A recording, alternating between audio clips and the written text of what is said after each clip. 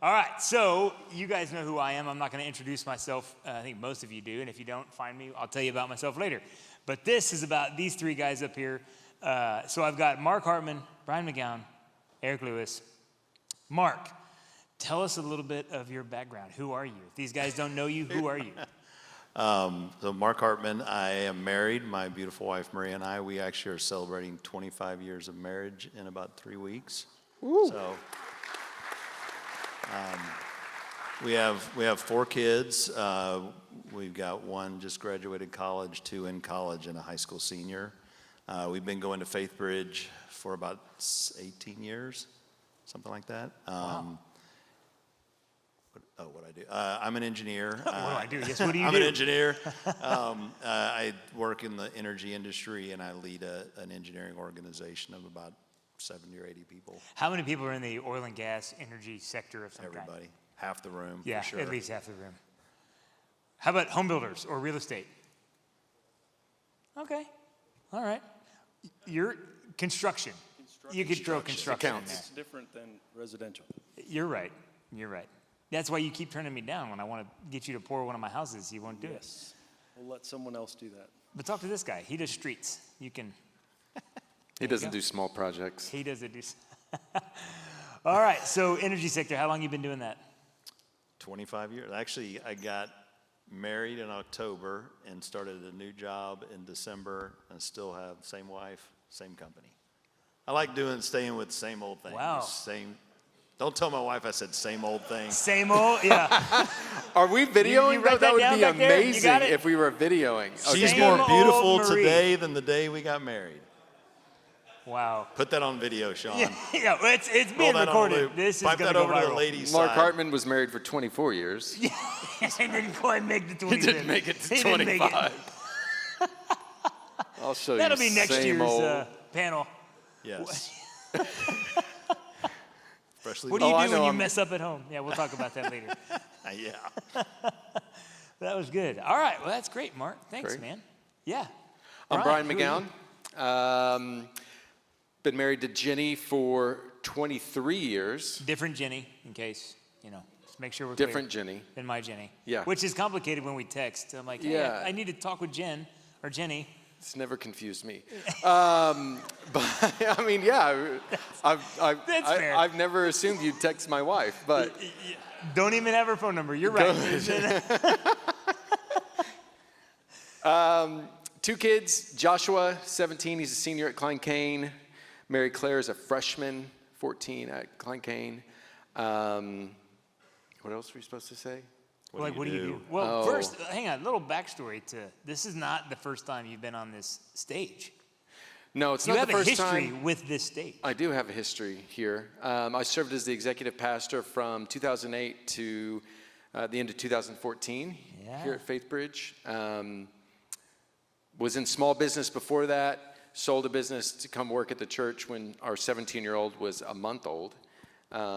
Yeah, Ken waited 30 days before asking me to quit my job, which was very nice of him. That was nice. I think he was surprised when I actually did it. So I did that for a long time. It was a really, really sweet time for our family, between Josh being 30 days old and about 7 or 8 years old. And then went back into small business, which is what I do now with a guy named Tom Hargrove. Some of you might know him. He's one of the founders of Bridging for Tomorrow. He and I do residential real estate development. So we build neighborhoods. We don't build homes. We build neighborhoods. Gives us a place to build. Yes, which exactly. Is, I like guys like you. Yeah, people ask us to build houses all the time. We're like, we have no clue how to do that. We've done that since 2014. And then Tom and I also help run a valve company that we invested in a couple years ago. And so that's what we've been doing for the last 2-3 years. But yeah, so I'm happy to be here, happy to be part of the men's ministry. When I, quote unquote, left staff at Faith Bridge, our men's ministry, did it even exist? Did we have one? We did a Courageous. We did Fireproof and Courageous. Yeah. Gerald Brown. Yeah. Biggest black guy I've ever known. Yeah. Sorry, 6'9", Mike. basketball but star at A&M. It's like Yep. 6'10". Yeah. But I remember he was kind of in my role, loosely put. Okay. I think. Yeah. Yeah. Well, anyways, so when I heard from Jason Penberthy that the men's ministry was picking up steam, and then Josh got invited by William Werline and Luke to be part of this, and he sort of drugged me along with him. So that's how I kind of got reconnected in, and man, every Tuesday, I feel like it's just kind of a miracle that we get this many men to show up. Seriously. To be a part of what's happening here. Yeah, I like that you said miracle, but I would love to see the day when it's like, no, this is expected. Yeah, Like, it would be weird to not see men showing up. sure. Well, it's so big, we've actually expanded to Wednesday night. We have a Wednesday night, which Yeah, just 50 FYI, 50 guys, more guys that there's could like do a that. rivalry slowly happening. You all don't know it, but Wednesday is talking about like, we got to beat the Tuesday night guys. I'm like, oh. Well, and apparently, We're up I to guess I'm not 50. supposed to say this, but the first night when we did honey baked ham, everybody like honey baked ham? I love those sandwiches, amazing. But apparently, Is this the Starla. brownie story? Yes. Well, because y'all made a deal about it. I did. But like we get cookies on Tuesday night, but Wednesday got brownies. And they've been like bragging about their brownies. So now I'm like, Starla, like, I don't need a rivalry happening between Tuesday and Wednesday. But yes, it's amazing. We're up to 60 guys, I think, are registered. amazing. Yeah, it's about. That's we bigger had- than we where actually this had, study began. We actually had like 9 or 10 new guys just this past week that showed up. So Wow. we keep growing. That's awesome. So, in that same vein, it's never too late to bring a friend.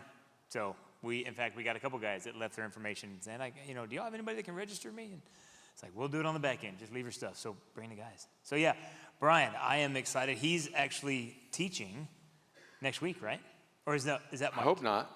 No, you're 3 weeks from now. It's That's like right. October or something or another. Yeah. I'm gone. Mike's I can do teaching, next then- week too, but yeah. Yeah. No, not next week. Y'all are gonna love it. He's great. So we're excited that you're back in the lineup. It's gonna be awesome. All right, and last but definitely not least, Mr. Eric Lewis. I'm Eric. I'm 53. Delaney and I have been married 31 years. Let's go. From South Dakota. She's from Texas. So the only way that meets is the military. And that doesn't go well when you're from South Dakota where there's not a lot of people. There's more cattle than people, and most people from Texas don't really know how to take people from South Dakota because the O is really long, and so you learn to try to get rid of that slowly. But she got out, she got hurt, and I ended up commissioning and spent 5.5 years in the military. Left there, went to Big Pepsi, and got tired of big corporations. So God led me on a journey to do small business, and then all I remember is the day we said we were going to open, Francine Reitmeyer came up to Delaney and goes, Delaney, you're going to spend a lot of your life on your knees.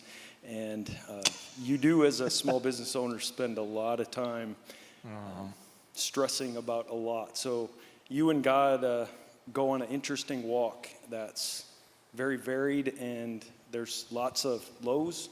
There's highs, but seems like a lot more lows than that. So I've been Christian most of my life. We've been at FaithBridge since 2002. We officially joined. We started in 2001.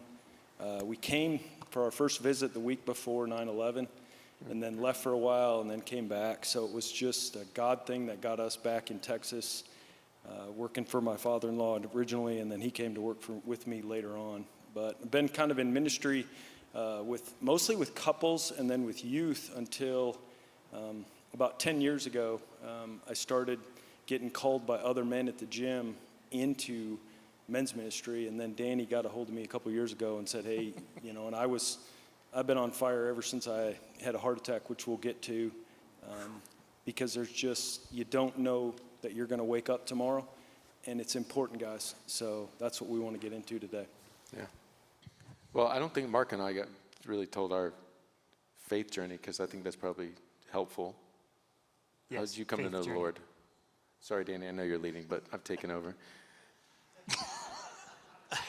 That's the first question. Yeah, that's why it took 11 years to get him back on stage, because he just takes over. So I have kind of there's a long kind of growth that mostly started here at FaithBridge. I did grow up going to Catholic school and going to church on Sundays, but I didn't really have a relationship with Jesus Christ. Didn't really understand any of that stuff, and probably spent the better part of my late teens well into my 20s. Never went to church, didn't really have any relationship with Christ, did a lot of really stupid stuff. And then we started going to church again after we got married.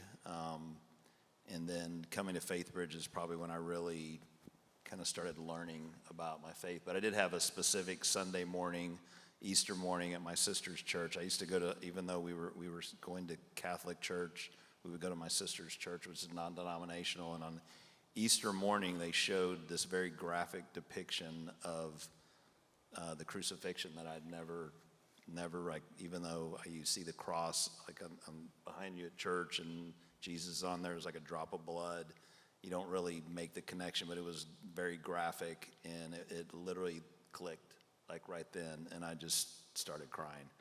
And I'm not really a big crier, but I started crying, and because I just realized right then and there, like what he did for me. And it was like super powerful, obviously, and like my sister was there. She's a big part of my faith journey, and we made contact, and she knew what I was experiencing then. So there was like that one moment of clarity, but then it's been a long journey, journey to get to where I'm at today. When was that? When was that? Like, no, when did this happen again? You said At how my long ago? sister's church? That was probably 20 years ago. Okay, so you've been on a faith really since then. Yeah. Okay, cool. I mean, I'd never read a Bible, never did Still? all that. No, I've read my Bible. It's right here. I'm the only one with the good, Bible. I got good. it right here. I'm thinking, man, we got to vet these guys better before we put them up. I'm just kidding. That's good. I love that. That's it. Okay. All right. It's been a journey ever since. Brian. Sophomore year of high school, Oh, boy. We're going back. cute girl invited me to Young Life. Started going to Young Life. Went to Frontier Ranch, threw my stick in the fire, came to know the Lord. Never looked back. My Young Life leader was a guy named Brett Wingo, who would take us up to College Station to this Bible study at Central. He was roommates with Greg Mott, who started Breakaway. Oh. Mm-hmm. Didn't mean anything to me back then, but then I became an Aggie. Yeah, that was pretty weak. Don't do that. That was really weak. There you go. Met Jenny our freshman year, first class geology, and thought we were dating because I would take her every Tuesday to Breakaway.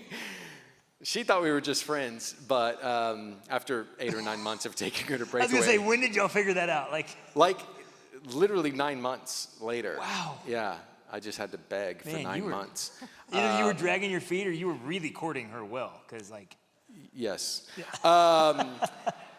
So Breakaway was a big part of our college experience. When we moved to Houston, we actually lived in this part of town, but would drive to First Baptist because Greg Mott was leading that church there.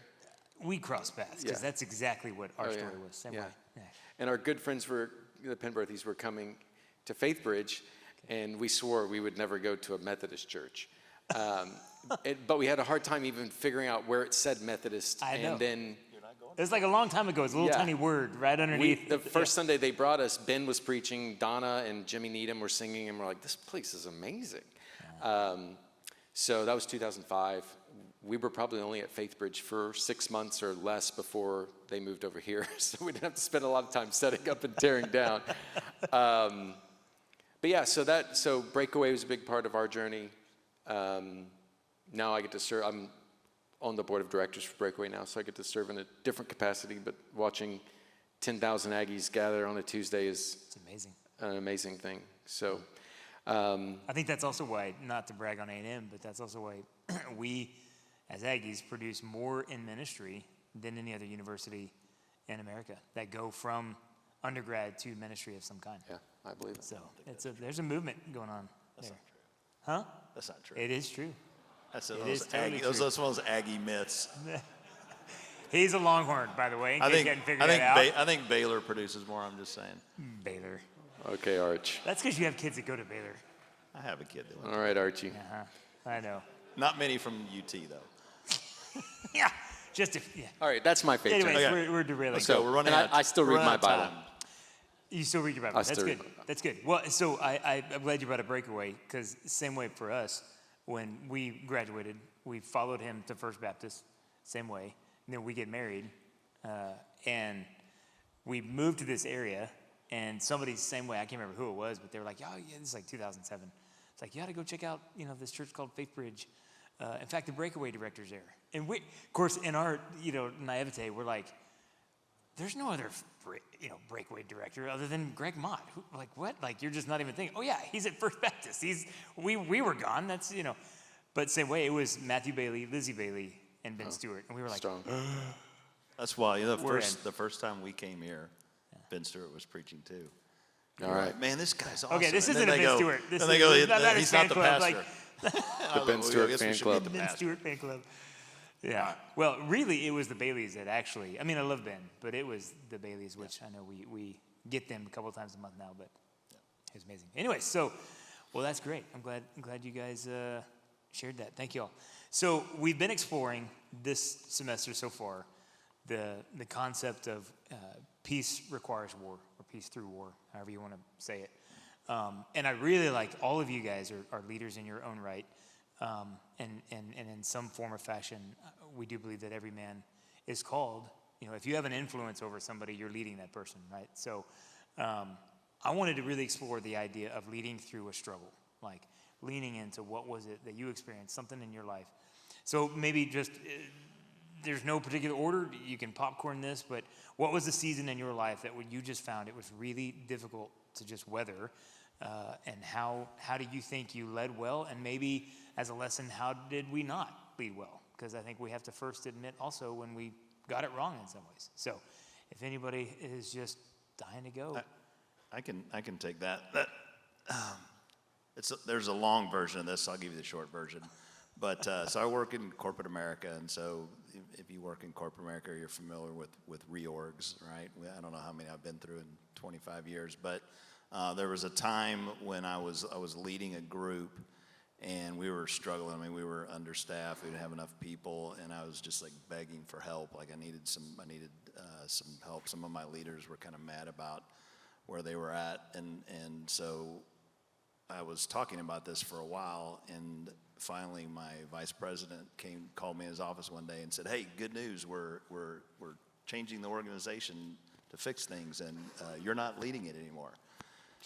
And they brought another guy in and put him in charge of my group, and and I got the joy of staying in that group, but I was no longer leading it. I was leading a portion of the group, and I was mad. And it's probably the closest I've ever come to quitting. And I'm still with the same company today, by the way. And I had it, luckily, and I will say this is part of my story, I had a really good mentor. There's a guy who discipled me for a year. He's a retired pastor, very transformational for me. And so I left. I mean, I literally walked out of my office. My VP said, "What are you going to do?" I said, "I don't know." I walked out. And I went and talked to Bob, and he listened to everything. He said, "Mark, I don't really know everything that's going on in your company." He goes, "But you need to stay, and you need to help the new guy succeed." I was like, "What?"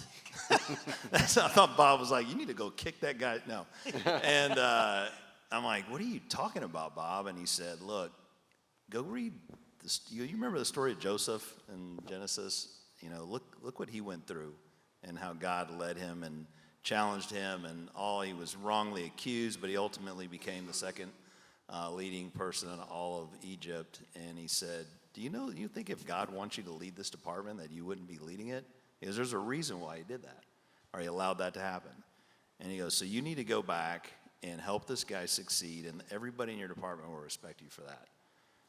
And so I did. And so I went back, and the new guy, it wasn't his fault. He didn't do anything. There was a reorg. They needed to move somebody from another part of the company back to Houston, and they just put this guy in the position. And so I helped him. And and the guys, there were multiple people in the group were really mad for me. And there was even a couple guys like, "We're getting out of here. We're not doing this." And I just told everybody, "Hey, let's just work through this." And I stayed for about 3 years. I stayed in that role and helped him run that organization. Ultimately, then I moved to another part of the company. And so there's a kind of a silver lining to this, is that there was a subsequent reorg, and there was multiple people that were let go at a certain level, and if I would have been in that job, now this guy came from another part of the company where he was favored, but I would have probably lost my job. And which, who knows, everything could have worked out, but because I wasn't in that role, I probably didn't lose the job. And today I have the same. I've been elevated. I've got a bigger, better job today anyway, and it just took a few more years to get there. But that was hard. It's hard, man. It's hard to walk in the office. It's, you go through thoughts of, are you embarrassed? Yeah. Are you, all those kind of things. So, but it was really good. Guys that I worked with back then, today, still, we talk about it occasionally, and I tell them, like, this is why I did that. So articulate that. What was the thing that made it hard? Like, I mean, we see the picture, but verbally describe what was the thing that made it difficult. Look, as a human, honestly, the root of, I know this, the root of all sin is pride, right? But we have pride. So part of it was just the pride of not getting a job that you felt, you should have. It was hard to help somebody that has your job. I mean, that's hard. All in all, it was like extremely difficult. It was hard to have to talk to people who would say things about this organizational change, and I had to not pile on. I mean, I could have blown things up, I could have been piled on and like just made things super miserable for the whole department. It wouldn't have been good for the company. It wouldn't have been good for me or anybody. So really, it was just being humble all the way through it and approaching it in a way. And I'd go talk to Bob, and he'd ask me, "How you doing with that, Mark?" Like, it still stinks, Bob. It still stinks. I'm trying, and so. So what I'm hearing is that you actually were leading, even though you weren't in a position of leadership. So leadership isn't about position, is what it sounds like. It's not about position. I mean, I will tell you, after that, for those next 3 years, many people in the department didn't talk to the new guy. They would still come to me for things that they really should go to him for. And I would even push people like, man, you need to go talk to him about that. It's not my problem. You can deal with that guy. No, I would do it in a loving way, Danny, of course. Yeah, of course. But, yeah, I mean, that's probably was the, I mean, it's hard to take a big plate of humble pie. Did you ever get any recognition for it? For how that season? Not really. Okay. I mean, I had a few friends at work that knew the whole story, and and they appreciated it, and they, it's very. I mean, it wasn't, nobody was coming to me, pat me on the back. No. Hey, good job. So, I thought leadership was all about getting praise, isn't that? No, the new guy had flat tire, but yeah. One day, one day his tires Slash all were marks slashed. I don't know what happened. No, I'm joking. That never happened. I don't know where that slash came from. No, did not do that. So, yeah, it's just part of. And I've learned. I've been able to use that story to help other people, even in my own organization or other people in the industry when they go through some challenges. That's like how God does that. He takes you through stuff like that so that you can have empathy for other people. We talked about, you came to Christ when you were a teenager. Mine was much later, and I've got a long period of time that was, kind of messy. And so I can absolutely relate to people who have messy stories like, hey, how can I come to men's ministry? I used to do this and do that. I'm like, dude, I did all that stuff. And God still welcomes you. So I can be empathetic about things that maybe others can't. Amen. That's good. Thanks, brother. You guys, some of y'all probably relate with losing or feeling like you deserve something that somebody else got, and then you still got to work for that person. Anybody? Just me that feels that way? So thanks. Thanks for sharing that, brother. It was good. What about one of you guys leading through a difficult season?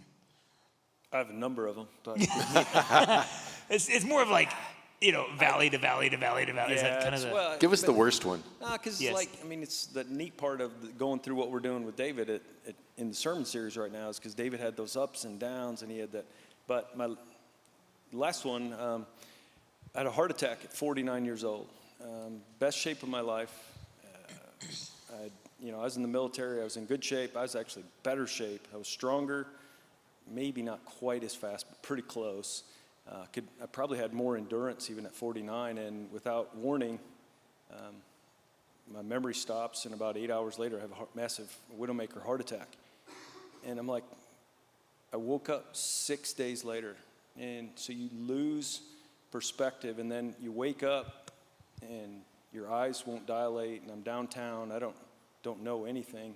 Took 2 days to figure out that I didn't have an accident and cause someone to get hurt. I thought I'd hurt somebody, but I was tied to the bed because they didn't want me to move. This was 6 days after the event. You were like tied. I was physically tied because I got my first 2 surgeries at Willowbrook, and they got me there in a little over an hour. And so I'm 49. I just talked to my wife. I'd flown back from Amarillo. I was on a construction site with some problems, so that was fun. But flew back, don't remember any of it. Talked to Delana for about an hour and a half. Went to the gym, worked out, went to pick up food, and I woke up 6 days later. Wow. And the part of it so I woke up and I could see Delana, and which was neat. This God thing, but my eyes are so big and they won't move. So, they're doing all those tests that you're doing, and I have really no feeling in a bunch of parts of my body yet. I can't move my eyeballs won't move, so I have to move my head, and that's about all I can do. And so they start talking about, well, he's brain damaged, and we don't know how bad it is, and I'm there, and so this goes into about 5 of the questions that is just a big deal. So I don't want to take all the time, Danny, but it's this part of you're there, but no one knows it. And there's a lot of people that with health things, I think one of the reasons God gave me this is there's an empathy for people that are hurt and people that have things that we don't understand with health. Because I was fully there and I heard everything they said, but I couldn't communicate. I'm tied down, and after a day and a half, they let me, and I couldn't even grab a pencil, but when I did, I kind of grabbed it and was like this. And Delana's, she's sitting there, and I can see it on her face, and a couple more days, it got a little better, but the things I started really learning, because you sit in your mind for a couple days without being able to communicate, there's nothing to go to except God. You start going back to the stories of the Bible where God's come through, where God saves people, God rescues people. When they cry out, like I got nothing but God, I had nothing but God sitting in that hospital bed, tied down, and I got nothing except, trust in the Lord your God. Don't be anxious, but in everything with prayer and supplication with thanksgiving. And I'm like, I don't have a lot to be thankful for, but I'm going to try this thing. And, it's like you're going to go to God, and you do that, but there's such neat things that have come out of it. Even with the damaged heart, I get to understand I'll never be that, but I get to be something greater because I know has called me to something that's way beyond small business, way beyond, just being a guy. It's like, no, you're going to go walk with men, and that's what you're going to do, and that's what God's called me to do. And it's like, so guys, my encouragement tonight for me is that guy that's sitting across from you or needs it. So like when I got out of the hospital, guys would come and talk to me, and a whole bunch of them that work for me, I work for them. A bunch of my customers would come over and they saw me, and it's like, they wanted to know, what'd you do? And I'm like, man, I spent time talking with Jesus. And they're like, really? And I'm like, yep. And, and it created such good conversations because they're hungry. That man across from you his purpose, he doesn't know it. He doesn't know what he's there for. He'll say stuff and he'll do stuff, but he doesn't really know deep down what he wants. And he wants to do something, fight for something. And I think through that, Danny, of all things I got through that, is I got some empathy. I got to learn how to really rely on God like I'd never have in 49 years. But then I got to learn that you don't have to do anything but just listen. Because in the end, you open the door because they want to know what you want. But in the end, very quickly, it's not about me, it's about them. Because once that hose of trust opens up and they start to talk to you, they're going to be this well that will just let out their story. So just be there and let them do it. Come on, preach, brother. Wow. Okay. So I'm curious, what happened in the 6 days? Do you remember anything in those 6 days? Nothing? Not a clue? As Madison, my daughter, says, you were napping. You were napping. I was napping. Napping. So So no, which I don't, means all they do is they put me in some kind of, I'm sure sedated me, and they talked because they didn't know, and they didn't know if I was going to make it at any point in time. They thought it could have been hit or miss the whole time. And I think the other thing that is just a God thing for me is, even I was at a wedding for one of my nieces or nephews maybe a year ago, and I got to sit and talk to people that prayed for me, that were from the other family because they had been dating a few years. So my niece's husband's family got to talk. I got to learn about people from my military days of friends that I had that were still deployed. I've got people that have worked for me that have family in Central and South America that prayed for me. I got churches all over the U.S. that are praying because my dad's one of 17 kids. So I got family everywhere, and that's a whole different story. You don't have a lot to do. Wow. Did you say 17? I don't think you can drop 17 on us and just keep going. When you're in one the of okay, so when 17, you're like- South Dakota, South Dakota, nothing to cold do. winters. There's Let's a just cold make kids all day. All the kids are born between end of July and October. So This is your dad, right? Your dad was one My of 17? grandfather was. No, it's not about your grandfather. It's about your grandma. What a Hey, let's she not wrong talk about woman. his grandma, She bro. was- That's awkward. Like, Okay. man. But yeah, I've got family. I've got cousins and everywhere. So it's just you get this, but you get an opportunity to when you learn that when they talk about intercessory prayer for a brother, it's real. Yeah. Like it's real, guys. And I've had men and women that I know prayed for me, and God heard and God smelled that prayer and that as incense, and He acted in my life. And I can never be thankful. I mean, that's all I can say to people that I know prayed for me. I mean, there's hundreds, thousands of people at Faith Bridge I know that we've known in the 20-some years that we grew up in this church, and that I will never be able to thank enough for praying for us because they prayed for me, and I don't deserve it. But through the grace of God, He brought me through. So You were picking up food at T-Gens, right? T-Gens is. I walk into T-Gens every time and think Eric Lewis almost died right here. Yeah, right in that entrance Yeah. right there is where I went down. Yep. So. And Shelley, her and her sister up there in the front, and I thank them because I Yeah. still go in there because I just go in to thank them That's all awesome. the time. Yeah, that and the chiropractor was a lady I got to meet her. She was a doctor from the joint, and then the vitamin bar, whatever they call that thing. hormone place. They moved now I know what over, you're talking about. but they do the vitamins, Yeah. intravenous and all Yeah. that. So she was a ER nurse, but the doctor at the joint and the ER nurse are the ones that started CPR Wow. for me. So great. That bless those people every time you walk in because I just love them. I've never had a heart attack. What's that? I've never had a heart attack. Me neither. I did go to the cardiologist at 40 because my dad died early of a heart attack. So, what? Calcium score. Did you get the I calcium did score? all that. I did nuclear it? stress tests anyways. Sean, let's get him one if we hadn't had one. Okay. Yeah. Yeah. I didn't have a heart attack. So not as interesting. Came to know the Lord early, so I didn't make a lot of mistakes like Mark. Go ahead and put No, that I one. do remember. brother. That I one goes literally in do the picture. remember being in college and being in ministry and thinking, my testimony is so boring.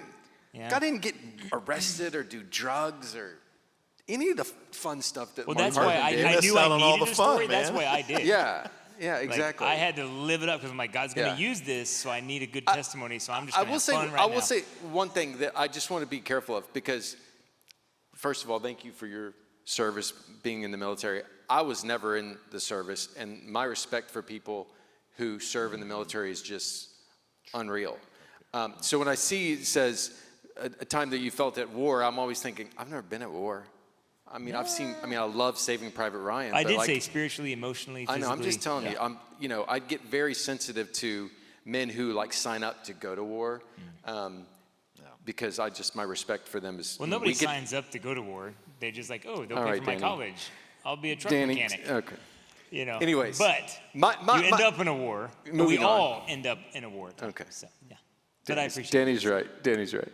So what I was going to say was the closest thing I can say for me, and it was business-wise. I left Faith Bridge to go into business, and Tom and I did a neighborhood called Rose Hill Reserve.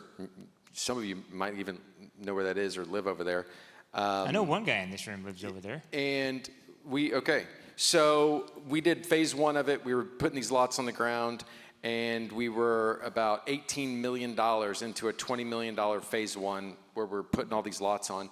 And our bank was on CNBC for getting raided for being a Ponzi scheme. So we had to press pause and couldn't finish the lots, which means we couldn't make money, we couldn't do anything. Thankfully, we found some guys, a group of guys who ended up helping us finish that. But what we were able to learn in that sort of 8 months of craziness, we literally thought we were going to just have to both go find a job. It's this isn't going to work, just because everything was going haywire. Really does help you to sort of assess where your value is. Is my value in being a businessman and being successful, or is it being a husband and a father and a follower of Christ? Also in those moments, I think that you can just freak out, or you can say what am I going to learn in this moment? I don't have an MBA, but the stuff that we learned in that moment, just through how do you fund things not in a bank, but through private equity and different things. It's how we do our whole business now. Since that moment, we've never borrowed another penny from a bank. We just borrow it from private guys who make it much easier. They're much more expensive, but they're a lot faster, and they typically don't get on CNBC. So that was sort of one of the things that I struggled through.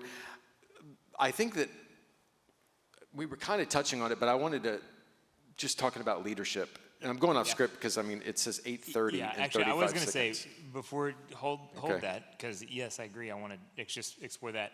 We had technical difficulties that set us back 10 to 15 minutes. If you need to leave because you've got to be somewhere, We'll call you out. Yes, we're going to No, I'm just kidding. point out we have your keys up here. You got to come up here, Jack, and get them. I'm just kidding. But if you need to go, please feel free. But if you wouldn't mind, let's go a little bit more since we got behind. Yeah. So what I was going to say was just in leadership, I think for me, leadership has a lot less to do with having a mic or like you were saying, just being having a title and being the leader, and more of serving others. The thing I was thinking through when we were processing the questions you had sent us was, and Josh and I talk about this often, is you get Tiger Woods, the greatest golfer of all time, Tom Brady, the GOAT, and both in different moments have said that they reached the pinnacle of their career and looked around and said, this is what it's all about? I think Tom Brady's the famous one for saying there has to be something more.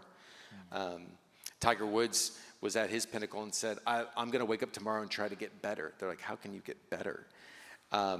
So I think your body's only getting weaker. Exactly. But I think that they were trying to find fulfillment in accomplishments and achieving goals. And I think as men of God, if we think that way, we'll really be trapped. In that our purpose is to know God and make him known. I think it can be as simple as that. And how do we do that? We lead by, I think, serving first our wives if we're married, second our families, and then it sort of extends out from there. And so when I wake up every morning, I'm not thinking how am I going to lead my wife today? How am I going to lead my son today? Really? Yeah, if you know my wife, that's an interesting proposition anyways. Wait. Who is your wife, for those that don't know? Her name's Jenny McGown. She's the superintendent of Klein ISD. Superintendent? Yeah. So your wife is the boss of all of our kids? She's the boss of, yes, sure, absolutely. Anyway, so it's funny that you say, how do I lead my wife? Yeah. When she in her own right is very much Well, but to that point, I think I really do think that you flip it. That's what the Bible is. It's the first will be last. Right. Right. So I wake up every morning, how can I serve Jenny? How can I serve Amen. Josh? How can I serve Mary Claire? And that's how I lead my family.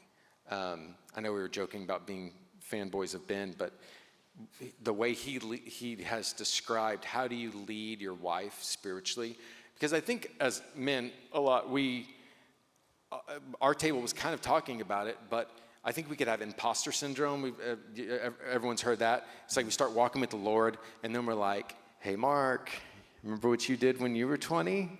You know, well, it's like, yeah, but I love the Lord now. Like, that's not me.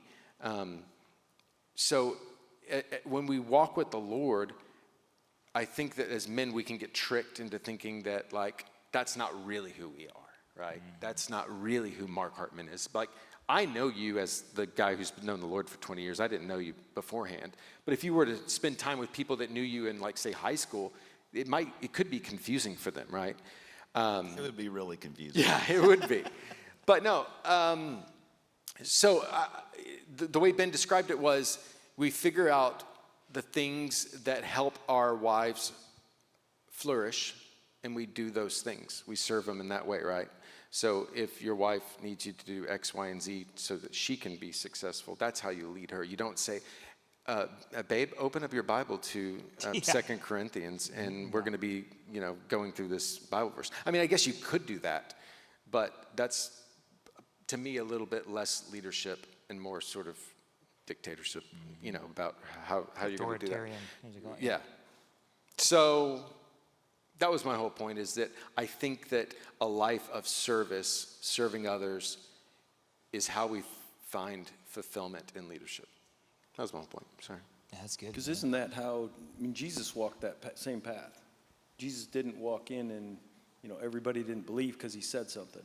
I mean, there was people that heard him preach, but they came because he was serving them.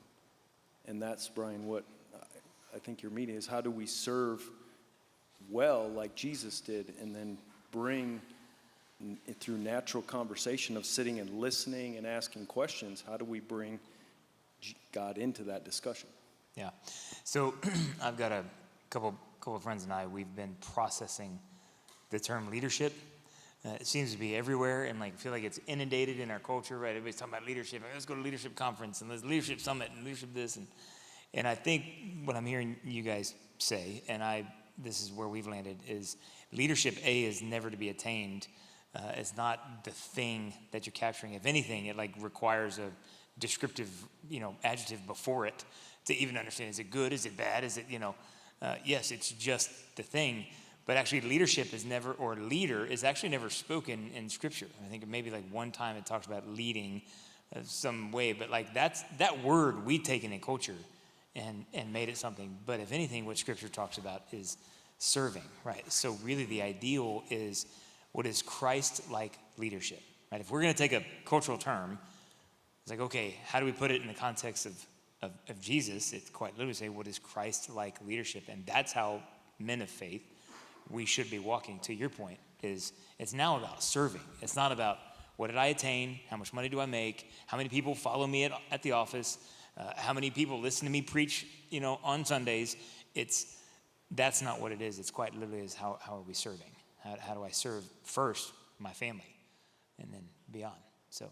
Yeah, I mean, Jesus washed feet. So. Yeah.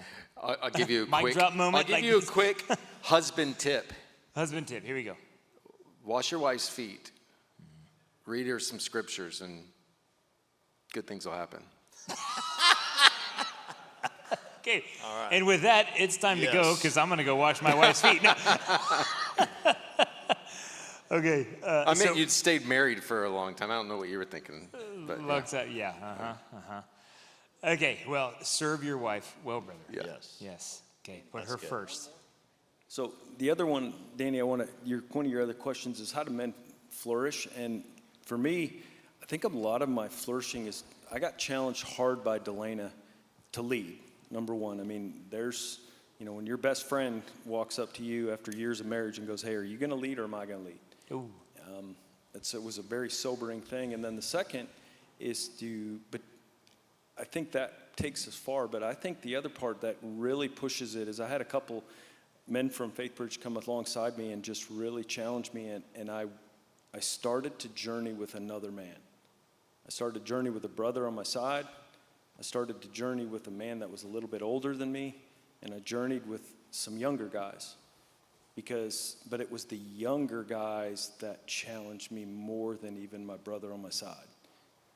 And it's because when you start walking in front of younger men, and guys, I challenge you to do it and see what happens to your faith. And it can be, as Brian said, your kids, but I also challenge you to do another man that's younger than you, because when you start to examine what you look like and what he sees in you, the question is he going to want to follow you? And that's the leadership because those disciples gladly said, I'll go follow Jesus. And there's something in them that they knew he was.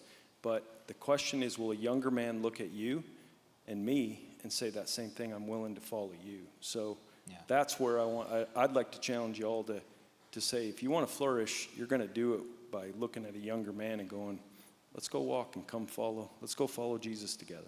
Yeah. So I love how you put that, because Jesus never said, hey, by the way, I'm your leader. Now he did say, follow me, but he didn't say, I'm the leader, serve me. Like, it wasn't anything to attain. In fact, he even said that his relationship with the Father was, he never found it as something to attain, right? His divinity was not to be attained. Anyway, so for the sake of time, we're going to start wrapping up. But we have had a couple questions come in that really, I think, they're all dancing around the same topic. And I'm gonna answer it with a yes or no or add to it. But here's generally the theme is like, what's the quality, what's the biggest quality of leadership that we would say? Or one we had was, how do we, as men of faith, what would be the attribute that we would be seeking? And I think we've been talking about this, but there's one that came in that said, how do I lead amidst adversity in the context of home and family? And I think it's the same answer. And my answer would be, if you're struggling with your wife and you're asking, how do I lead her? That's probably the wrong question. Because somebody else should say to, and this is how I've taken it, please y'all challenge me if I'm like, I'm a great leader. Like, I'll be like, really, dude? Like, I would want y'all to tell me, hang on. But it is even weird when somebody said, Danny, your leadership this, or I love the way you lead. It does feel a little weird, but it's also like, it really does need to come from someone else. I can't walk up and be like, I'm leading so well, I'm seeking to lead. I think where I would want to leave us with is we should be saying, how am I serving? So if you're wanting to lead, which is what I'm hearing you all say, the attribute, the quality of leadership that we need to retain, especially in the context of our wives if you're married, and for those that are single, listen up, put this in your piggy bank for future, is instead of leading your wife, serve my wife. How do I serve? So I've said this when I've wed people before. I know you have wedded people before. And I say this all the time when we talk about that scripture of, God challenges us to do something that's not natural, right? So he says to the wife, submit to your husband.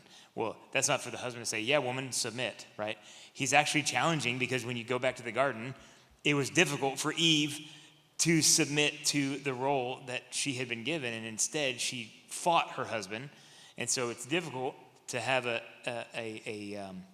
have that spirit. But to men, he turns around and he says, "Now love them." Why? Because I don't know many men that are just naturally like, "Oh, it's so wonderful, it's lovely, and you're beautiful." Like it's harder for us to be gentle and caring and kind. So it's a challenge to the wives and challenge to the men. But the point is I turn to the man. And it's the biggest challenge to us. So suck it up, guys. You can't go home and be like, hey, you're supposed to submit. Bible says it. That is not what it says. Because the challenge is to you to say, give her a reason to follow. Give her a reason to submit. And walking up saying, I'm your leader, is not the reason. The reason is as Jesus did it, he got down on his knees and he washed their feet. And he served. And only then will people go, this is someone I would want to follow. So, does that sum it up? Is service, it's how we serve. Anything you want to add to that?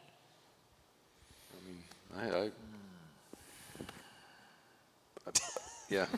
I mean, we don't have forever, so that's what I showed. I mean, leading through adversity, I mean, so that could be loaded, right? I mean, maybe you're just having an issue about how to parent your kids, or maybe you're on the verge of divorce. I don't know what.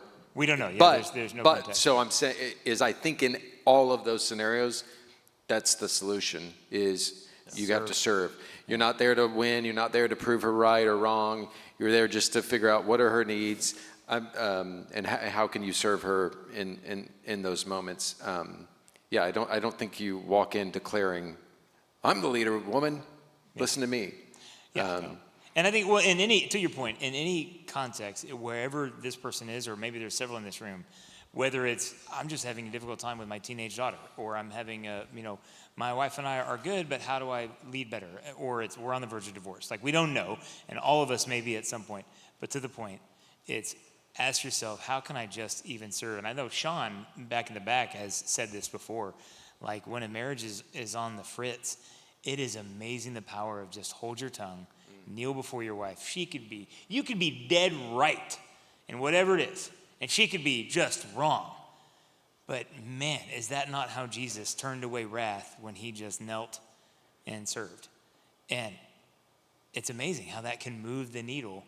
But you start talking, I mess it up. I'm the first one to stick your foot in your mouth. To stop talking, Danny. Just wash your feet. So.